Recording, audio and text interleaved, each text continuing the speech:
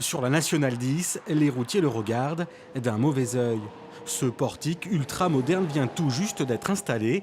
Il est capable de détecter tous les poids lourds munis d'un boîtier d'un nouveau genre. Ce boîtier va être positionné devant le pare-brise, exactement ici, et il sera celui-ci.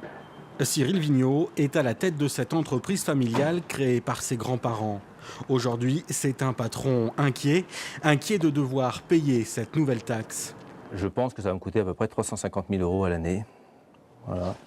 En clair, ces 42 camions déclencheront des bornes placées sur les routes, un peu comme des péages automatiques. Selon le ministère des Transports, le prix sera en moyenne de 14 centimes du kilomètre. Seule solution pour Cyril, faire payer le surcoût aux clients. Les clients, eux, bien sûr, ont les mêmes difficultés que nous, c'est-à-dire que leurs prix de vente de leurs produits sont très serrés et à mon avis, vont négocier encore plus les prix de transport. Et déjà que la concurrence est dure avec les pays de l'Est, donc je pense qu'on va encore plus avoir des difficultés à faire travailler nos camions à des prix raisonnables. Cette écotaxe sera mise en place sur la départementale 951 et les nationales 10 et 141. En Charente, par exemple, elle pourrait rapporter environ 1,5 million d'euros, de l'argent destiné, par exemple, à l'entretien des routes.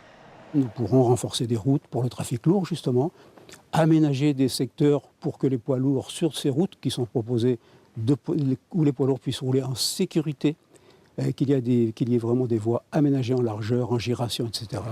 La loi écotaxe devrait finalement s'appliquer à partir du 1er janvier.